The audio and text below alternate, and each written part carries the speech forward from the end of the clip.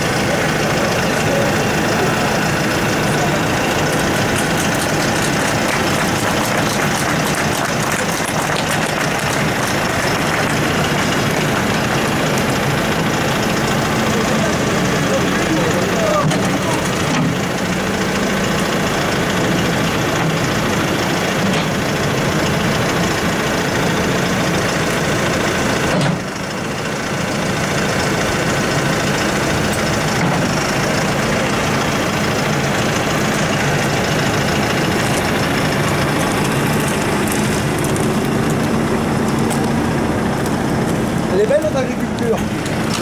Hein? Vous en pensez quoi de notre agriculture? Ah ouais, c'est triste, hein. C'est du symbolique, non? Qui a des talents?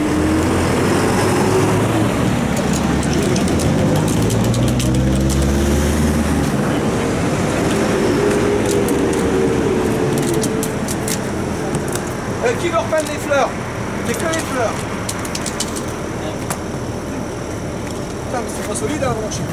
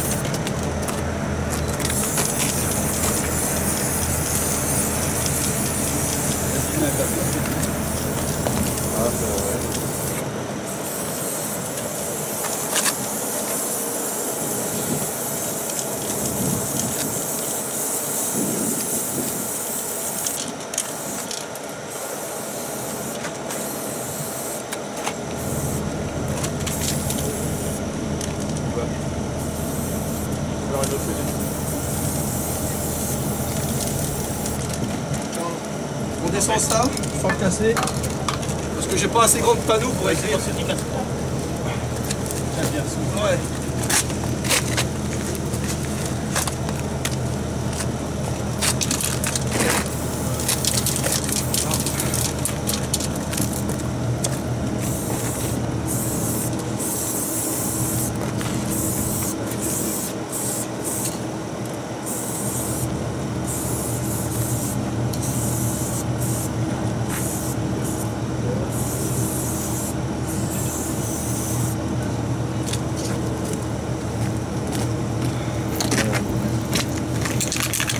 Je pense qu'il va comprendre le message, non? C'est la vérité ou pas? Oui.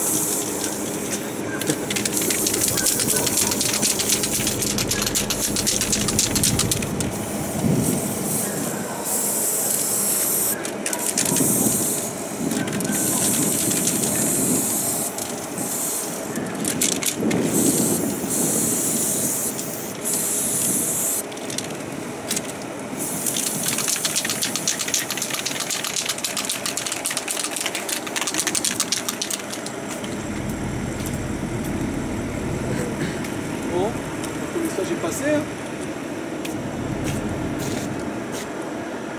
Je suis politique. Hein, hein. On la laisse de cette couleur-là, on va pas la taguer. Hein, il n'y a pas besoin. Bon, et ben, tu peux me mettre un tracteur en plein phare dessus pour les lumières et prendre des photos. On va prendre des photos, ouais, pour les projos. Il est où? T'as mis 2 fois sur.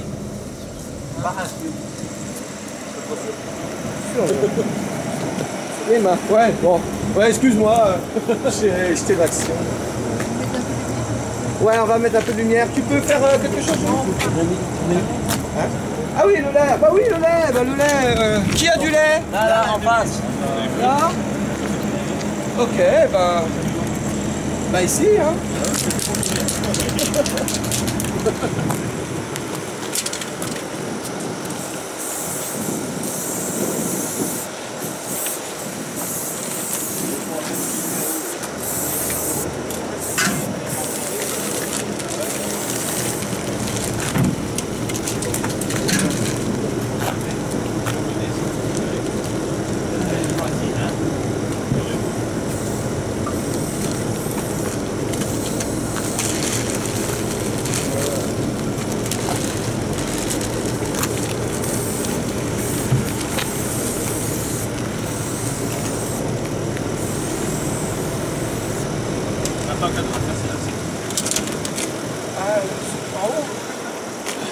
C'est pas grave, j'assume, de toute façon c'est signé. Attends, je fais ça. Hein? Avec un peu de chance, on va se Faites-vous dire plaisir, quand vous voulez, vous le regarder. Allez-y. Il reste encore un bidon. Hein. Bah j'en prends un, mais faites-vous plaisir. Allez,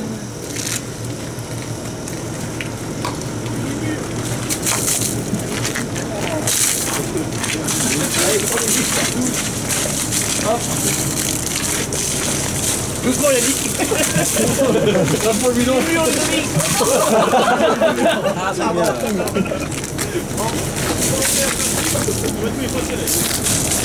Allez! Allez! Ouvrez-moi ça du lait là! Putain!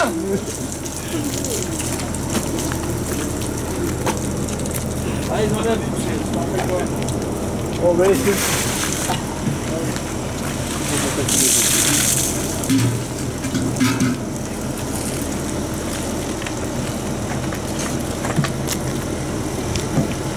Merci. Il en reste un bidon. Ah ouais, il y a encore un bidon.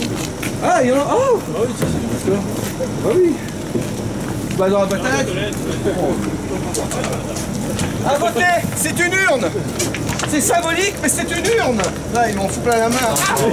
Qu'est-ce que c'est? Mais j'ai pas de manette, moi. Allez, c'est une urne, vous pouvez voter. C'est symbolique. Cette boîte à lettres, c'est une urne. Ouais, bah... Ça fait longtemps que t'as été voté, toi. On n'a pas la même vision du vote. T'as coulé par là.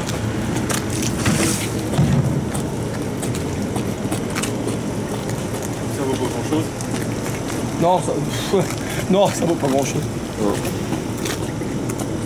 Bon, bah vous savez quoi, on va aller se prendre un café. On va même trouver un bar, c'est moi qui vous l'offre.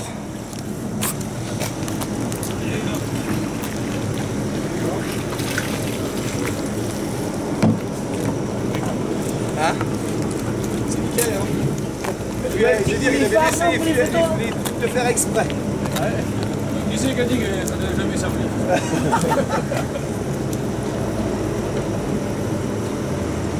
Ça sort bien, Ouais, je suis proche.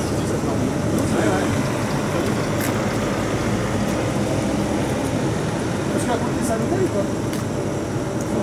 Ça ne sert à rien.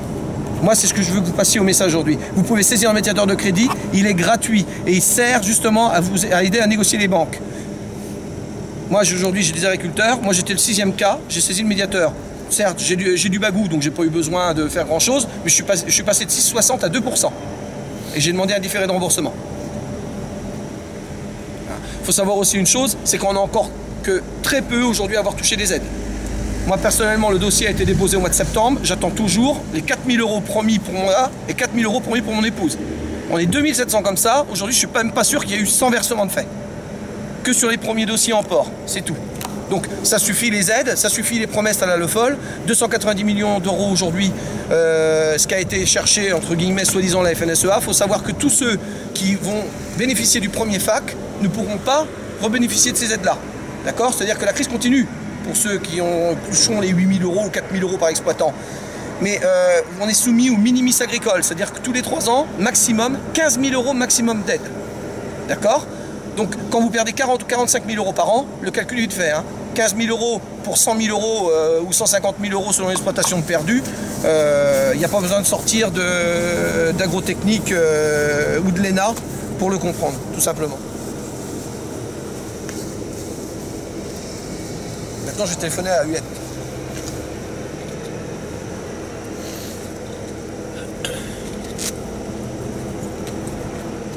Alors, ce qu'il faut bien dire aussi, c'est qu'Huette pouvait me téléphoner aujourd'hui. Hein? Il pouvait me téléphoner puisqu'il a pris contact, le préfet a pris contact avec lui et il a dit qu'il fallait que je lui téléphone. Je lui ai demandé de me téléphoner avant le 8 février, il ne l'a toujours pas fait. Tous les autres députés aujourd'hui, sauf aujourd'hui Huette et Bizet, enfin sauf Huette parce que M. Bizet vient de me proposer la date du 15, il ne reste plus que M. Huette aujourd'hui. Donc voilà, sauf que là je vais quand même lui téléphoner par politesse pour lui dire que, qu'on l'attendait mais qu'on sait qu'il n'est pas là. Mais que j'attends sa date avec impatience. Vous êtes auprès de sa femme à cette heure-là.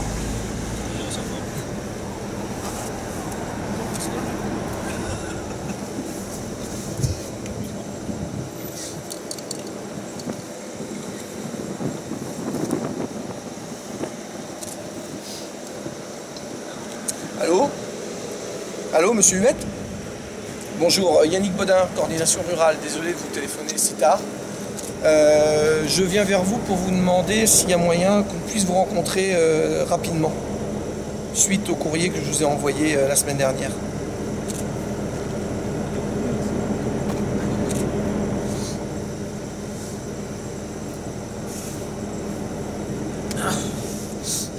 Tout le monde a eu ce courrier. Encore dans sa boîte aux lettres. Ben, non, non, non, non, c'est... Non, non. Oui, je comprends. Oui.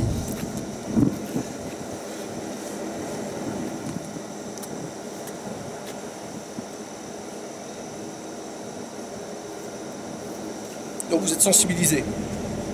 C'est déjà ça.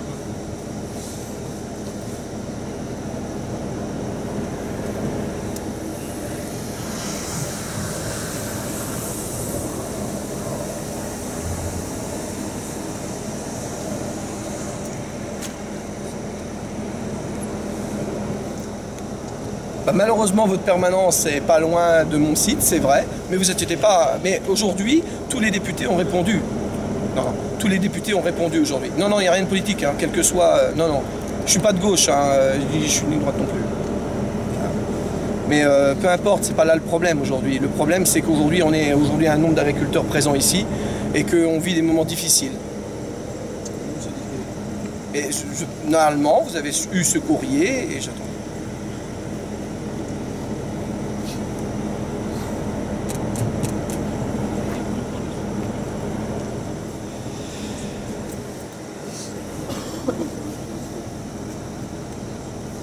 Si, je vous ai écrit. Je vérifierai par rapport à mon bureau. Non, c'est pas vrai. Non.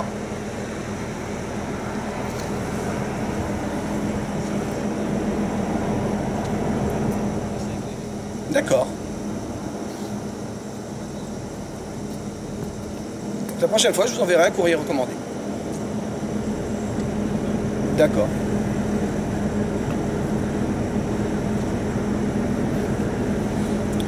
Bon bah écoutez monsieur Huette, je crois qu'on n'a plus rien à se dire pour aujourd'hui. J'ai bien entendu le message. Je vous remercie et puis bon courage pour demain.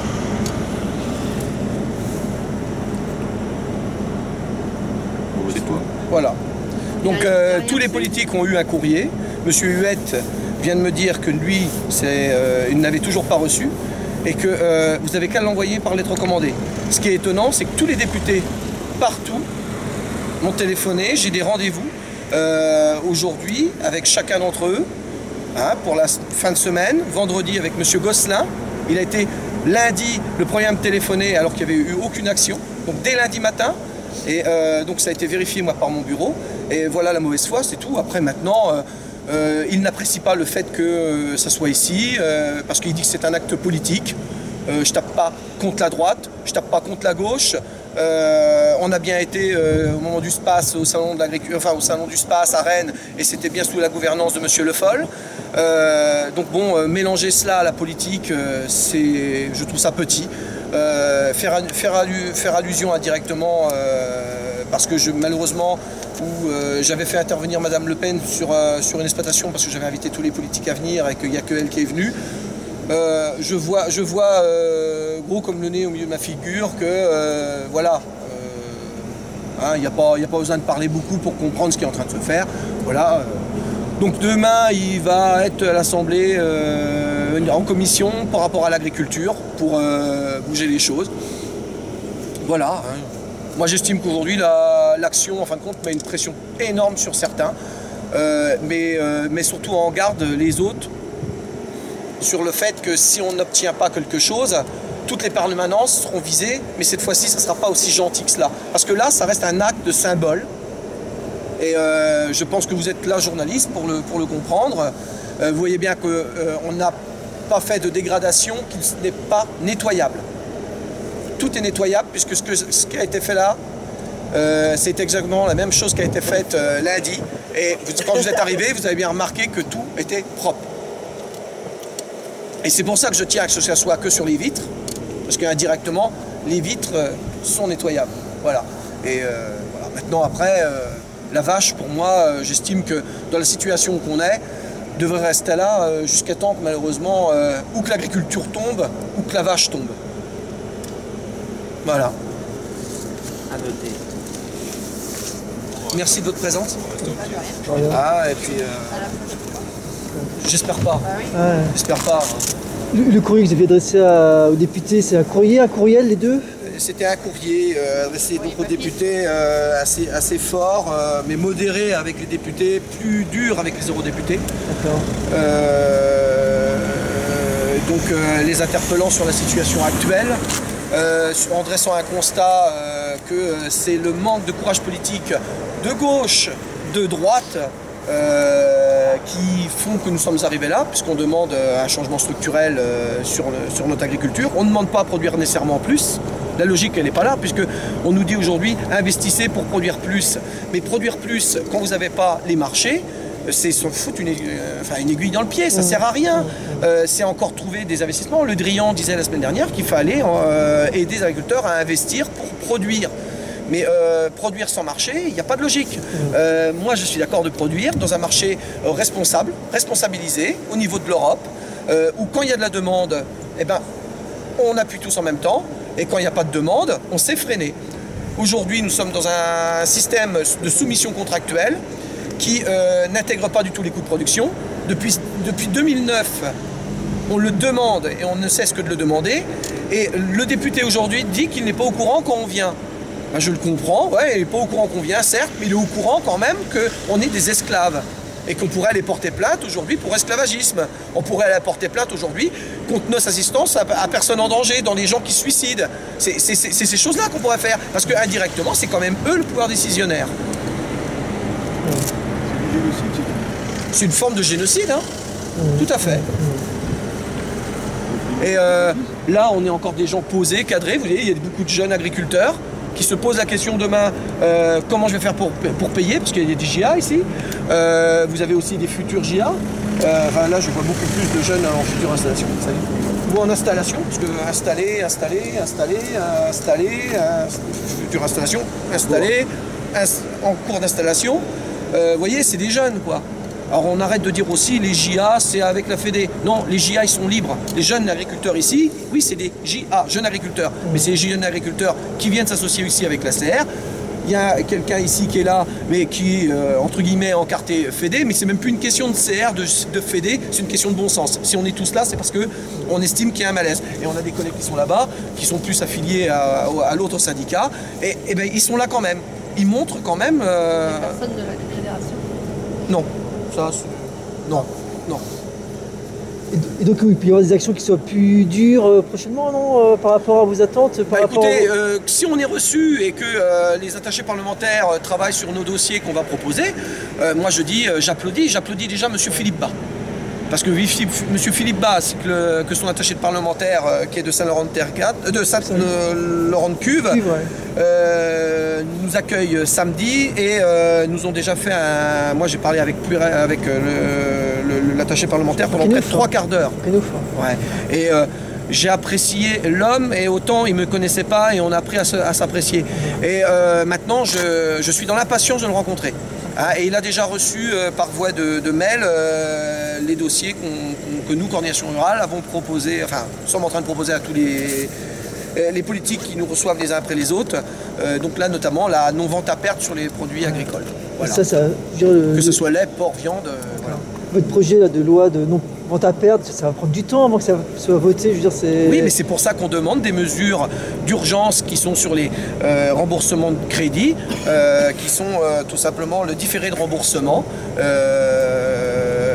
qui est un arrangement entre l'agriculteur et sa banque de prêt qu'on remboursera que sur le reste du temps du crédit. Ouais, je comprends. Ouais. D'accord ? Ouais. Puisqu'on ne peut pas avoir une année blanche et qu'on peut obtenir un différé de remboursement, bah, demandons-le. Le problème aujourd'hui, nous avons des représentants syndicaux aujourd'hui vérolés, hein, qui ne font pas leur boulot, tout simplement. Je vais vous donner un autre exemple. Session plénière, il y a le 16 janvier, avec préfet, moi et d'autres représentants, pour le fonds FAC. Monsieur Pascal Ferré a dit qu'il porterait les aides à tous les JA, tous les jeunes installés. Il y a des jeunes installés qui aujourd'hui arrivent à équilibrer. Ils sont rares, mais il y en a.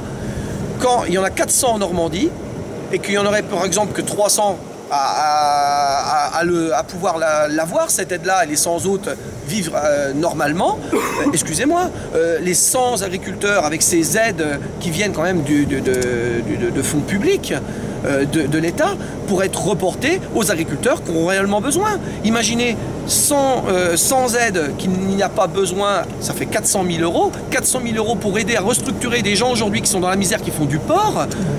Voilà, il faut savoir redonner les aides où elles sont. Aujourd'hui, ils l'ont fait avec les JA du partisan.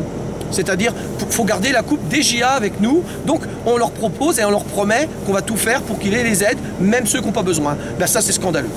Voilà. Et il faut oser le dire. Je ne tape pas sur les JA. Mais il faut savoir rendre à César ce qui est à César, c'est tout. Il y a un moment, il faut savoir partager. Et aujourd'hui, on fait du partisan, on fait de la politique syndicale pour essayer de maintenir un nombre d'adhérents.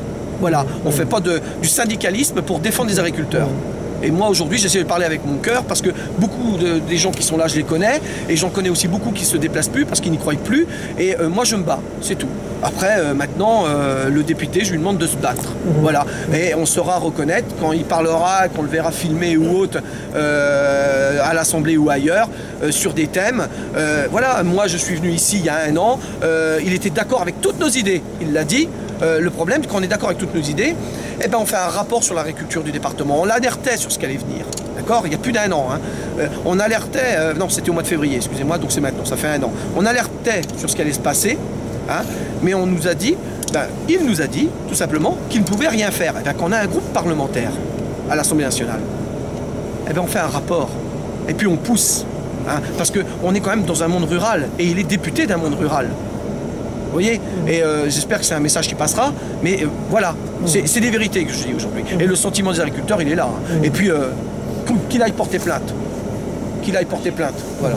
D'accord. Ok, merci. Au revoir.